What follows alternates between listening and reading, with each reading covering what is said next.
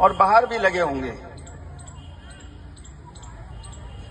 पहली बात यह है कि इस प्रकार का हिंदू सम्मेलन, अभी हमारे मान्यवर संजीव जी बता रहे थे कि इसी इंद्रप्रस्थ एरिया के अंदर 3 और आयोजन भी हुए हैं, यानी हो रहे हैं या हो गए हैं। और पूरे दिल्ली भर का हिसाब देखेंगे तो 15 फरवरी तक 1700 ऐसे हिंदू सम्मेलनों का आयोजन होने वाला है। और इसके आयोजनकर्ता कौन है? हिंदू समाज के ही लोग। यानी जैसे आपका यहां सोसाइटी में हो रहा है, तो आसपास की सोसाइटियों के मिलाकर के जो बस्ती रचना बनी होगी, सावरकर बस्ती,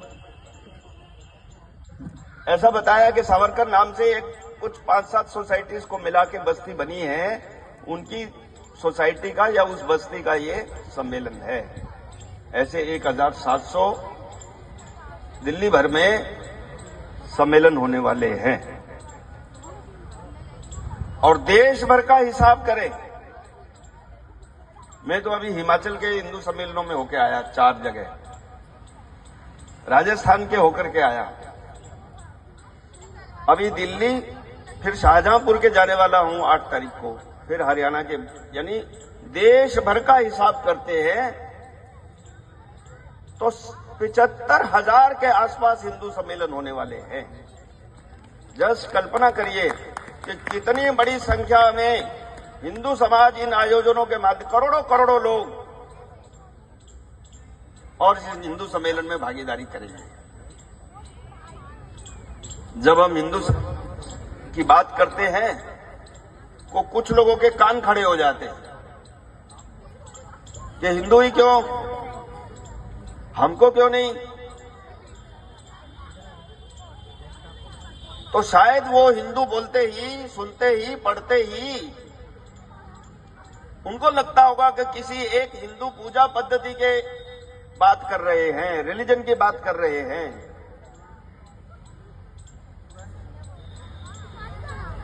हिंदू किसी रिलीजन का नाम नहीं है, ठीक है। आप डिक्शनरी में खोदेंगे रिलीजन की हिंदी तो धर्म शब्द आएगा। तो ऐसे ही अन्य प्रकार के जो पंथ चलते हैं, मैं देख रहा हूं यहां मंच पर अलग अलग प्रकार के पंथ उपपंथों को मानने वाले महापुरुषों का, संतों का चित्र है। ये पंथ अलग अलग प्रकार के हैं। यहां पंथ जब बोलते हैं तो उसका अर्थ है कि किसी एक प्रकार की विशिष्ट पूजा पद्धति, वो जैन समाज की भी हो सकती है, बौद्ध समाज की भी हो सकती है, सिखों की भी हो सकती है, निरंकारी राधा स्वामी की भी हो सकती है, शैव हो सकते हैं, शाक्त हो सकते हैं, वैष्णव हो सकते हैं। इतने प्रकार की पंथों को हिंदू समाज के अंतर्गत मान्यता है, यानी इस सब का समुच्चय हिंदू माना जाता है। इसी प्रकार से जैसे मान लो एक बगिया के अंदर एक ही प्रकार का फूल खिलता है और एक बगिया ऐसी है जहां अलग अलग प्रकार के रंग के सुगंध के फूल हैं। दोनों में से कोई एक बगिया में जाने की इच्छा होती हो तो उसको चुनेंगे। क्यों?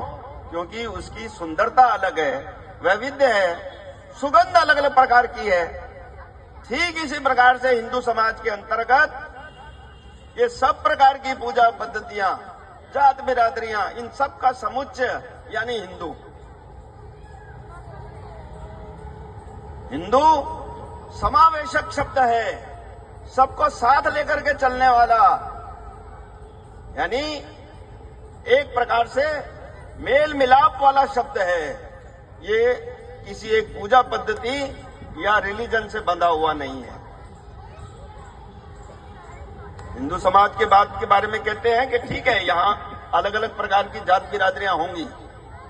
कभी ये जात बिरादरियां कर्म से थी, कार्य से थी, आज ये जन्मता हो गई हैं। ठीक है, समाज में परिवर्तन आते रहते हैं, लेकिन आज से 125-150 साल पहले हिंदू शब्द के बारे में ऐसा माना जाता था कि 4 हिंदू तब इकट्ठे होते हैं जब 5वां उनके कंधे पर होता है, यानी कहीं उनके अंतिम संस्कार के लिए ले जा रहे हैं। अन्यथा 4 हिंदू 4 दिशाएं। हिंदू संगठन की, हिंदुओं को साथ लेकर के चलने की, हिंदू की बात बोलने वाले बोलते थे कि हिंदू ये नहीं कभी इकट्ठा हो सकता। हिंदुओं का संगठन यानी मेंढकों को तोलने के बराबर है। कहते थे कि जैसे केले की पात पे पात, ऐसे हिंदू की जात पे जात, ये नहीं इकट्ठा हो सकता है। यानी हिंदू होना एक शर्म की बात थी। ये मैं 125-150 साल पुरानी बात कर रहा हूं। इसलिए स्वामी विवेकानंद जी ने उस समय उस प्रकार की स्थिति को देख करके उनके मन में शायद क्षोभ हुआ होगा, इसलिए उन्होंने आह्वान किया हिंदुओं को, हिंदू समाज को, और क्या कहा? गर्व से कहो हम हिंदू हैं। शायद उनका कहा हुआ वाक्य आगे चल करके राष्ट्रीय स्वयंसेवक संघ के रूप में 1925 में उस प्रकार की अवस्था से चलते चलते आज 100 वर्ष हो गए उसको प्रारंभ हुए 2025 में। अब वो परिदृश्य नहीं है। मैं जैसे कह रहा था कि हिंदू को किसी एक रिलीजन या पूजा पद्धति से मानने वाली बात नहीं है, और इसकी व्याख्या उच्चतम न्यायालय ने भी की है सन 1995 में। विषय ऐसा था कि 1990 में मुंबई के अंदर एक चुनाव हुआ लोकसभा का। उसमें शिवसेना के एक प्रत्याशी थे मनोहर जोशी जी, और उनके सामने कांग्रेस के प्रत्याशी थे भावराव पाटिल जी। उस चुनावी प्रचार के दौरान देखिए हमारी बड़ी बड़ी आयु के भी आए हैं और ये छोटा सा बच्चा भी आया है हिंदू सम्मेलन में। एक बार ताली बजा दीजिए इस बच्चे के लिए। ये भी ताली बजा रहा था उनका नृत्य देख करके। मैंने कहा इस बच्चे का फोटो ले लो, पता नहीं लिया कि नहीं लिया। बहुत सुंदर। तो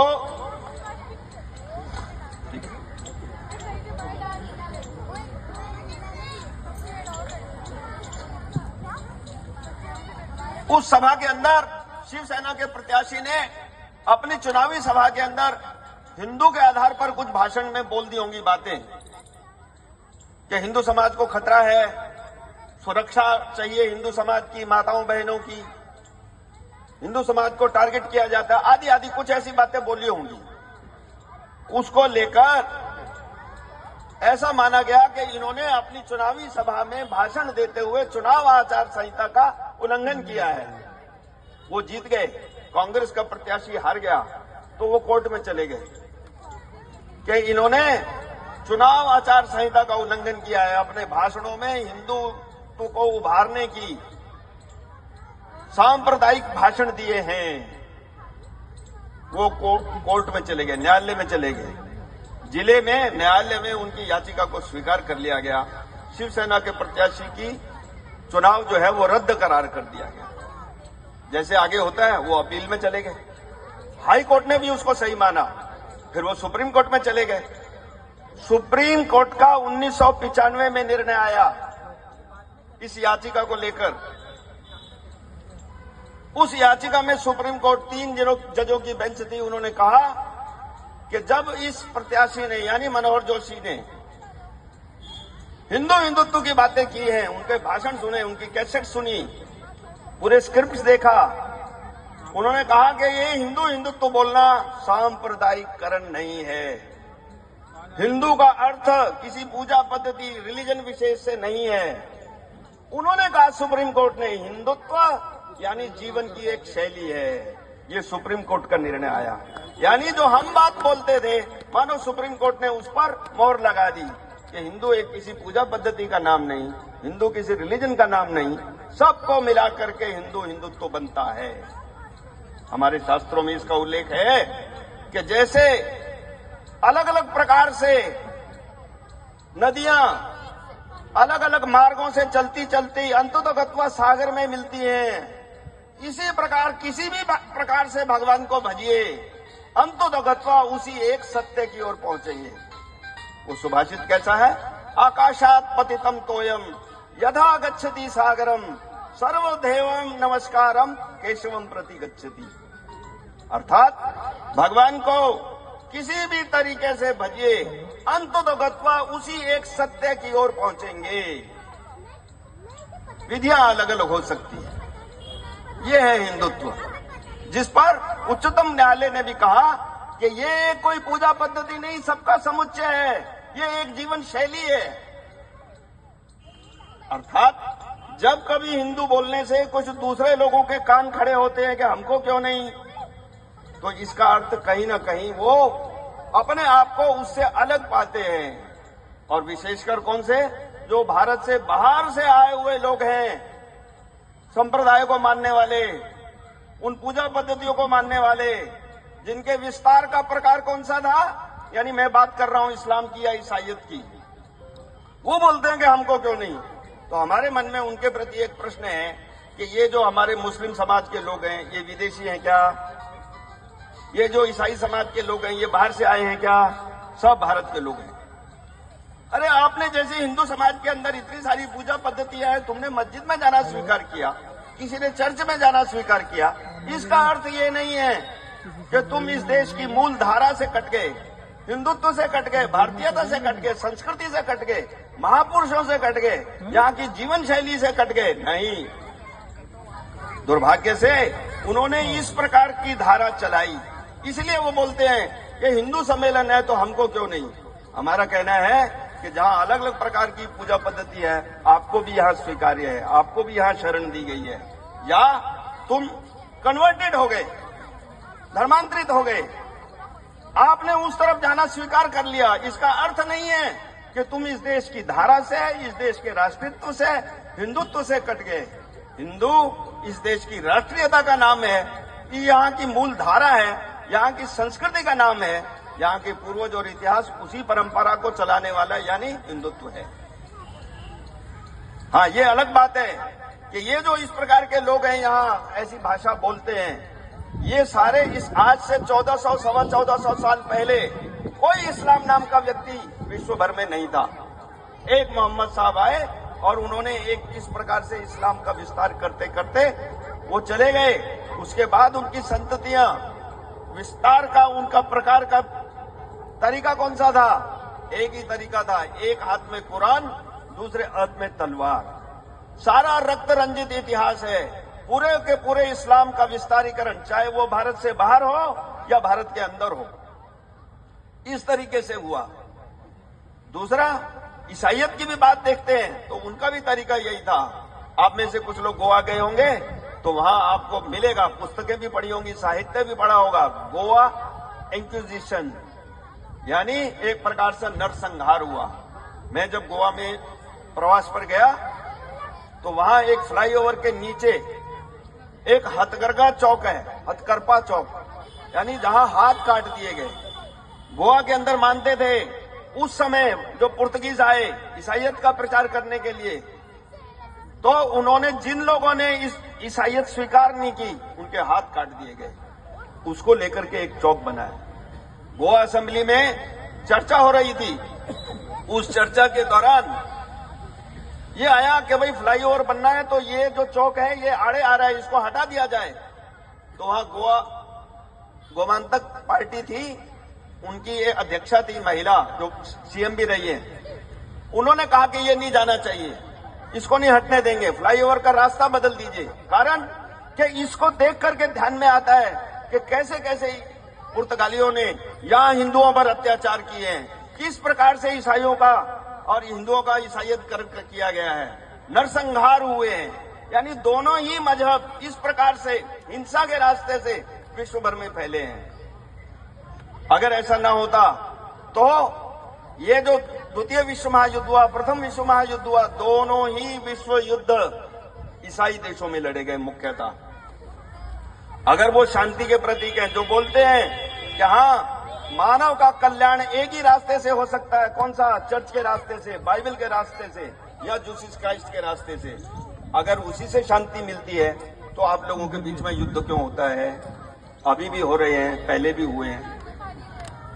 और सारे इस्लाम को मानने वाले अरब देश आपस में क्यों लड़ रहे हैं? एक मजहब, उन्हीं के अंदर अलग अलग फिरके क्यों लड़ते हैं? अभी मैं पंजाब में गया था, बटाला के पास, वहां अहमदिया समुदाय के मानने वाले लोग हैं, उनसे हमारी भेंट रखी तो मिलने गए तो वो क्या कहते थे? हमारे साथ बहुत अत्याचार होता है। वो भी कुरान को मानते हैं, वो भी मोहम्मद साहब को मानते हैं, 5 बार नमाज करते हैं। वो कहते हैं पाकिस्तान के अंदर हमारे साथ पशुओं से भी नीचे हट करके निचला व्यवहार किया जाता है, हमारी हत्याएं होती हैं, डर के साए में रहते हैं। इसी प्रकार से शिया सुन्नियों का और अन्य प्रकार के मजहबों का कैसा व्यवहार रहता है? हमें कहते हैं हिंदुओं में जात पात है। कौन से मजहब में जाइए, कितने प्रकार के चर्च है केरल के अंदर। एक चर्च दूसरे चर्च, एक ईसाई दूसरे चर्च में नहीं जाता है।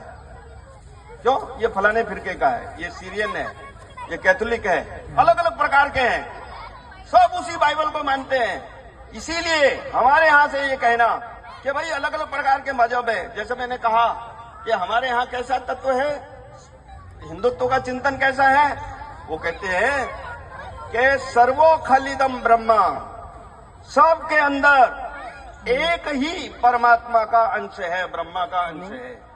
यानी क्या? तू और मैं एक रक्त, एक डीएनए। ठीक है, पूजा पद्धतियां अलग होंगी, जात बिरादरियां एक होंगी। आदि शंकराचार्य काशी में इस प्रकार का एक प्रवचन कर रहे थे, बहुत बड़ी संख्या में लोग प्रवचन में आए हुए थे। बहुत अच्छा लगा, उन्होंने इसी एक तत्व का, परमात्मा के अंश का सबके अंदर विराजमान, ये बोला गया। तो अगले दिन वो गंगा स्नान करके वापिस आ रहे थे, अपने आश्रम जा रहे थे। तो रास्ते में उनको, मैं एक शब्द प्रयोग कर रहा हूं जो उस समय प्रयोग होता होगा, किसी एक बिरादरी का व्यक्ति था, उसको चांडाल बोलते होंगे शायद, तो वो सामने आ गया, उसकी छाया पड़ रही थी शंकराचार्य जी पर। शंकराचार्य जी उससे हट करके जाने लगे। तो उस बंधु ने बोला, महात्मन, कल मैं आपका प्रवचन सुन रहा था, आपने कहा था सर्वो खलिदम ब्रह्म, कि सभी के अंदर वही एक तत्व है, परमात्मा का अंश है। तो मेरे अंदर वो तत्व नहीं है क्या? शंकराचार्य जी को जब उन्होंने ये कहा, मानो उनको कोई सत्य का साक्षात्कार दोबारा करा दिया। उन्होंने, शंकराचार्य जी ने उस चांडाल बंधु के आगे साष्टांग प्रणाम किया और कहने लगा, बंधु, मैं भटक गया था, मेरे आचरण में और कथन में अंतर आ गया था, इसीलिए तुम मेरे गुरु हुए। ये है हिंदुत्व, ये आदि शंकराचार्य जी की बात है। इसीलिए जब इस प्रकार की बात बोलते हैं तो केवल हम ये नहीं कहते कि हिंदुओं में ही तत्व है। अभी अभी आपने यहां सुना, रावण और ये रामलीला बच्चे जो कर रहे थे, तो उसमें उसने बोला कि मैं धर्म का रक्षक हूं। ये राम जी के उद्बोधन इस यहां आए। धर्म शब्द का अर्थ क्या है? मैं कभी कभी प्रश्न पूछता हूं, धर्म का अर्थ कोई पूजा पद्धति है क्या? ठीक है, डिक्शनरी में रिलीजन का हिंदी शब्द धर्म मिलेगा, अंग्रेजी में धर्म का कोई पर्यायवाची शब्द है ही नहीं, कोई अर्थ नहीं है। क्योंकि विश्व के इतिहास में रिलीजन का मतलब मजहब, पूजा पद्धति, पंथ, संप्रदाय, ये है, धर्म नहीं है। धर्म किसका है? प्राणी मात्र का धर्म है। इसलिए कहते हैं पत्नी धर्म, पति धर्म, पितृ धर्म, बेटे का धर्म है। धर्मशालाएं बनाते हैं आप, धर्म कांटा बोलने के बाद, भैया ये बिल्कुल धर्म से ही हिसाब से चलने वाला कांटा है, कम ज्यादा नहीं तोलेगा। धर्म का अर्थ क्या है? धर्म का अर्थ अगर पूजा पद्धति से होता तो आप बताइए कि ब्राह्मण कुल में पैदा हुए, नहीं तोलेगा। धर्म का अर्थ क्या है?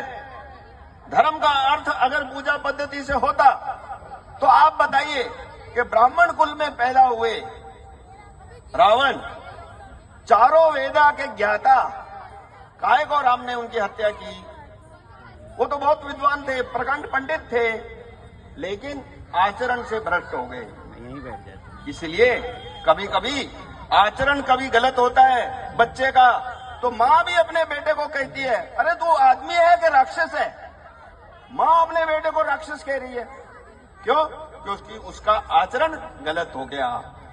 कोई अच्छा इंसान इस सोसाइटी में, मोहल्ले में, गली में, गांव में चलता है, नेक इंसान है, तो लोग क्या कहते हैं कि वो आदमी नहीं है, वो देवता है।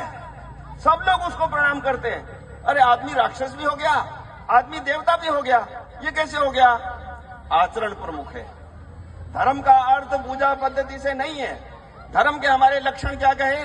धृति, क्षमा, दमो, अस्तेयम, शौचम, इंद्रिय निग्रह, धीर, विद्या, सत्यम, अक्रोधो, दशकम धर्म लक्षणम। अर्थात ये 10 लक्षण है। कौन धार्मिक व्यक्ति है? जो धैर्यवान है, जो क्षमाशील है, जो किसी प्रकार की दूसरे की संपत्ति को अपने पास नहीं मांगने, यानी चोरी नहीं करता है, संग्रह नहीं करता है, सत्य बोलता है, क्रोधी नहीं है। ये लक्षण बताए धर्म के। माने धर्म का अर्थ अगर पूजा पद्धति से होता तो कभी रावण का वध नहीं होता और हर साल पुतले नहीं जलाते हम। रावण यानी वो अधर्म का प्रतीक था, इसलिए हत्या हुई। राम ने कहा कि मैं धर्म की रक्षा करूंगा, तो किसी पूजा पद्धति की बात नहीं कर रहे थे। वो क्या कह रहे थे कि ये आचरण से भ्रष्ट हो गया। आचरण की बात ऐसी हुई कि एक बार देखिए, सत्य किसको बोलते हैं? एक किसान ने दूसरे किसान को जमीन बेच दी। बेचते रहते हैं, संपत्तियां बिकती रहती है, मकान भी और जमीन भी। दूसरे किसान ने जमीन ले ली। अगले दिन वो खेत में हल बहा रहे थे। हल बहाते बहाते उनका हल अटक गया कहीं, तो उसने सोचा कोई पत्थर है। बहुत प्रयास किया, हल आगे नहीं बढ़ रहा था, तो उसने फावड़ा लेकर के उस जगह खोदा ताकि पत्थर हट जाए, हल चल पड़े। लेकिन देखा कि वो हल के चलाते चलाते नीचे जब खोदा तो उसमें एक घड़ा मिला। और घड़ा क्या था? एक घड़े में स्वर्ण मुद्राएं थी। उस किसान को लगा, जिसने जमीन खरीदी थी, जो हल चला रहा था, उन्हें कहा ये स्वर्ण मुद्राओं से भरा हुआ घड़ा है, ये उस किसान का है जिसने जमीन बेची है। वो वहां से घड़ा लेकर उसके घर चला गया।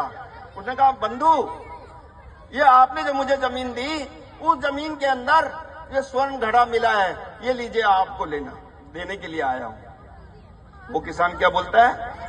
कहले, भाई साहब, मैंने तो अपनी जमीन बेच दी, अब इसमें मिट्टी है, पत्थर है या कुछ स्वर्ण मुद्राएं हैं, वो तुम्हारी हैं, मैंने तो जमीन बेच दी। अर्थात वो कह रहा है कि मैंने जमीन ली है, ये घड़ा नहीं लिया है, ये आपका है। और वो बोलता है मैंने जमीन बेच दी, जो कुछ है वो तुम्हारा है। ये है धर्म, इसको बोलते हैं धर्म। ये है सत्यता, ये है आचरण की शुद्धता। अभी वहां हैदराबाद में एक कार्यकर्ता के परिवार से एक मकान बेच दिया। जैसे सोसाइटी में मकान बीते, उस सोसाइटी में उन्होंने मकान बेच दिया, और खरीदने वाला यूएसए का नागरिक था। 1 लाख रुपए प्रारंभिक जो अर्नेस्ट मनी देते हैं पहली, वो दे दिए उन्होंने, बयाना। फिर उसका यूएसए के वाले का विचार बदल गया। उन्होंने कहा हमको ये मकान नहीं लेना है, इसीलिए मैं 1 लाख के बजाय 2 लाख तुम्हारे को 1 लाख और दे रहा हूं। जो बेचने वाला बंधु था, उन्होंने कहा भाई साहब कोई बात नहीं, आपका मन बदल गया है, कोई दिक्कत नहीं है, ये जो 1 लाख रुपए आपने दिया है वो मैं आपको वापस कर रहा हूं। उन्होंने कहा नहीं, मैं आपको 1 लाख और दे रहा हूं, तो शर्त के हिसाब से दुगना देना होता है। वो कहते नहीं, हमको 1 लाख भी नहीं चाहिए। उसका फोन आया रिश्तेदार के पास, भाई साहब ऐसी स्थिति हम क्या करें, 1 लाख स्वीकार करें कि ना करें? उस कार्यकर्ता ने उनको बताया, अरे वो नहीं ले रहे तो कोई बात नहीं, लेकिन आप भी अपने निज काम के लिए इसको मत खर्च करो। क्या करो? इसको दाएं रख दो, गौशाला में दान कर दो, किसी पुण्य काम में दे दो, सेवा के काम में दे दो। ये है धर्म। धर्म यानी आचरण, व्यवहार। धर्म यानी किसी प्रकार का कोई पूजा पद्धति से संबंध नहीं है। जब हिंदू धर्म की ये बात अलग है कि बाकी जगह इस धर्म की कल्पना नहीं है। क्या बोलते हैं हमारे यहाँ, आप पीछे बोलेंगे, मैं जो बोलता हूँ आप भी जानते हो उसको। क्या बोलते हैं? धर्म की जय हो, धर्म की जय हो, अधर्म का नाश हो, प्राणियों में और विश्व का हर हर महादेव।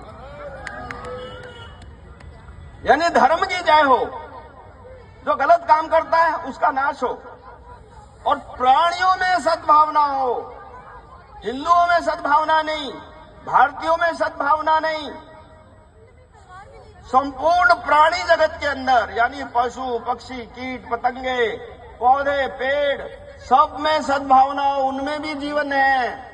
ये है हिंदुत्व, इसको बोलते हैं धर्म, कि सब में सद्भावना हो, कोई एक दूसरे का शत्रुता का भाव लेकर के ना चले। अर्थात इस प्रकार से जब हिंदू हिंदुत्व की बात करते हैं तो मानो सबको साथ लेकर के चलना।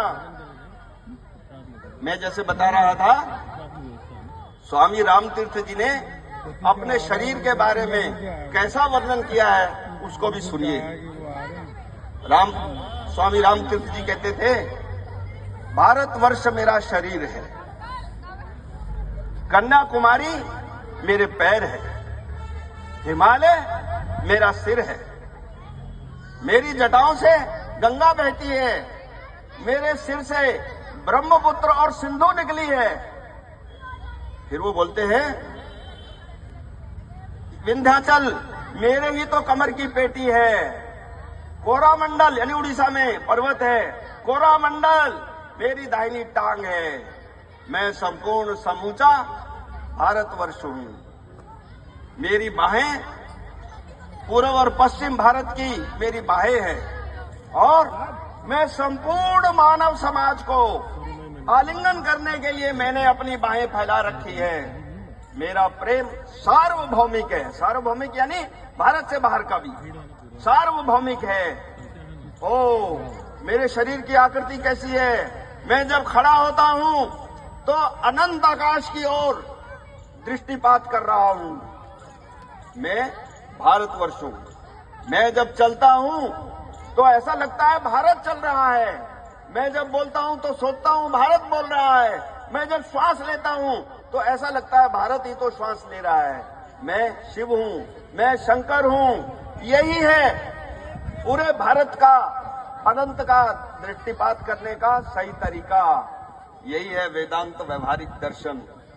अर्थात स्वामी रामतीर्थ जी क्या कह रहे हैं जब वो बोलते हैं क्या कि मेरा प्रेम सार्वभौमिक है, मैं विश्व का मानव समाज का आलिंगन करने के लिए। अटल जी की एक कविता है, उसमें कहा जाता है, उसमें कहा जाता है क्या कि जग के ठुकराए लोगों का लो मेरे घर का खुला द्वार। यहूदी समाज को, इजराइल के यहूदी समाज को खदेड़ दिया गया 2000 साल पहले, जगह जगह भटकते रहे, कहीं उनको आश्रय नहीं मिला। भारतवर्ष के अंदर आए तो उन्होंने कहा कि इतिहास है साक्षी अमर कि उन्होंने आलिंगन में ले लिया उनको भी। यानी मुस्लिम समाज के लोग आए तो केरल में मस्जिद बनाने की जगह दी, ईसाइयों को जगह दी, यहूदियों को जगह दी। ये है हिंदुत्व, इसको कहते हैं शरणागत की रक्षा की है मैंने अपना जीवन देकर। विश्वास नहीं आता हो तो साक्षी है इतिहास अमर। अर्थात किसी प्रकार के लोगों को कोई कष्ट में है, दुखी है, उसको शरणागत देना, ये है हमारा धर्म, ये है हिंदुत्व। हमने कभी किसी के साथ भेदभाव नहीं किया।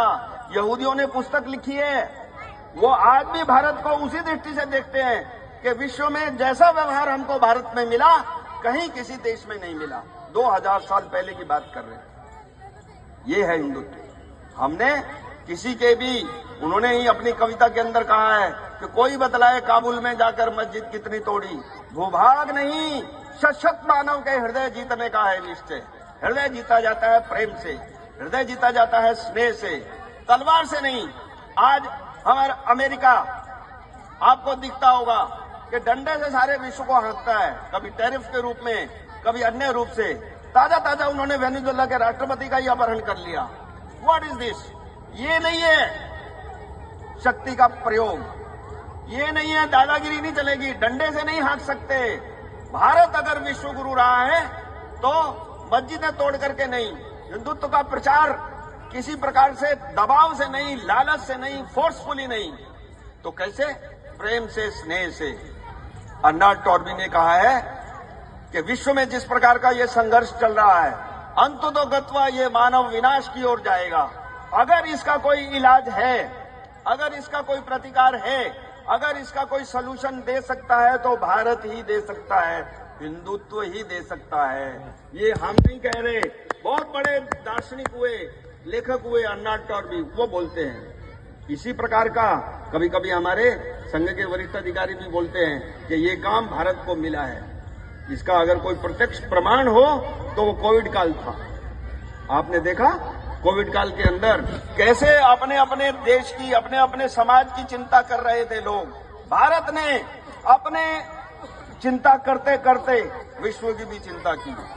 थोड़ी कम वैक्सीन भारत को रह गई होंगी, लेकिन विश्व में जहां जहां आवश्यकता थी, कोविड की वैक्सीन ही नहीं, अन्य प्रकार से भी विश्व में जब त्रासदियां आई तो उन त्रासदियों में भी सहायता करने वाला भारत ही था। ये है भारतीय दर्शन, ये है हिंदुत्व। लेकिन कभी कभी जब इस प्रकार के आयोजन होते हैं और ये प्रकार की बात आती है तो आपको बांग्लादेश में ही नहीं, अन्य भी हिंदुओं के साथ कहीं ना कहीं किसी प्रकार का जाति सुरक्षा की दृष्टि से प्रश्न खड़े होते दिखे होंगे। वो कब हो पाता है? जब हिंदू हिंदू के नाते से व्यवहार नहीं करता है। हिंदू हिंदू के नाते से व्यवहार करे, अपनी पहचान बताए। अभी जनगणना के अंदर हम सब लोग लिखेंगे, तो कभी कभी केवल जनगणना में लिखना ही अपने आप में पर्याप्त नहीं है। किसी प्रकार का भी अपनी सोसाइटी में, अपने मोहल्ले में, गली में हिंदू इस नाते से कष्ट आता है किसी के ऊपर, तो ये नहीं मानना चाहिए कि उस जात बिरादरी वालों को कष्ट आया है। वो जैन समाज की लड़की कोई मुसलमान भगा के ले गया है, वो कोई फलानी बिरादरी की लड़की को ले गया है, ऐसा नहीं। ऐसा मानना चाहिए, वो नहीं जात बिरादरी के हिसाब से ले जाते। उनकी दृष्टि ऐसी है क्योंकि वो दूसरे को टॉलरेट नहीं कर सकते, वो दूसरे को सहन नहीं कर सकते।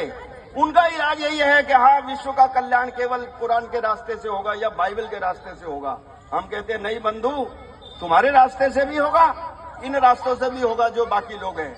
इसलिए तुमको भी ये बोलना चाहिए कि जैसे मैं ठीक हूं ऐसे बाकी भी ठीक है। और अगर नहीं बोलते तो ये संघर्ष का रास्ता होगा। अंततोगत्वा इसका जवाब फिर हिंदू समाज को संगठित होकर के, इकट्ठा होकर के देना पड़ेगा। इसलिए हम कभी कभी बोलते हैं कि हम किसी को छेड़ेंगे नहीं, अगर कोई इसको छेड़ेगा तो उसको छोड़ेंगे नहीं। ऐसा हिंदू समाज एक साथ खड़ा होकर के बोलने वाला चाहिए। अर्थात कभी कभी इस प्रकार के प्रवचन और भी जगह संत महात्माओं के इनके सुनते होंगे तो उसमें बात बोली जाती है क्या, जग नहीं सुनता कभी दुर्बल जनों का शांति प्रवचन। आपके मोहल्ले में कोई एक शांति की, बहुत ऐसी धर्म की बात कर रहा है, लेकिन उसके शरीर में दुर्बलता है, कमजोर है, तो आसपास का व्यक्ति ताकतवर होगा तो क्या करेगा? उसको 2 थप्पड़ मारेगा। क्यों? क्योंकि वो दुर्बल है। ऐसे अगर व्यक्ति दुर्बल है, परिवार दुर्बल है, सोसाइटी दुर्बल है, संगठित नहीं है, समाज भी सारा मिलकर के शक्तिशाली नहीं है, दुर्बल है, तो उसकी कोई बात नहीं सुनेगा। इसलिए कहते हैं जग नहीं सुनता कभी दुर्बल जनों का शांति प्रवचन, सिर झुकाता है उसे जो कर सके रिपुमान मर्दन। हृदय में हो प्रेम लेकिन शक्ति भी कर में प्रबल हो। हृदय में हो प्रेम लेकिन शक्ति भी कर में प्रबल हो। यही सफलता मंत्र है, करना इसी की साधना है। हिंदू युग को आज का युग धर्म शक्ति उपासना है। यानी united we stand, divided we fall. एक हाथ की 5 उंगलियां हैं, 5 उंगलियां अगर एक कोई प्रहार करेंगी किसी पर तो कुछ नहीं निकलेगा। जब ये 5 उंगलियां एकजुट होकर के एक मुट्ठी बनती है, उसका प्रहार अच्छे से अच्छे ताकतवर को भी गिरा देगा। क्यों? क्योंकि वो संगठित है। कभी कभी गणित में आप में से कई बैठे होंगे, हम कहते हैं 2 का स्क्वायर करिए, a का स्क्वायर प्लस b का स्क्वायर कितना होगा? a square plus b square. लेकिन उसको ब्रैकेट में डालिए a प्लस b को, फिर स्क्वायर करिए तो 2ab अतिरिक्त निकलता है। ये कहां से आ गया? ये संगठित शक्ति का परिणाम है। यानी आपने ब्रैकेटेड किया, आपने उनको जोड़ा, उसके बाद उसका स्क्वायर किया, ये है ताकत। इसलिए कहते हैं 1 1 और 2 11।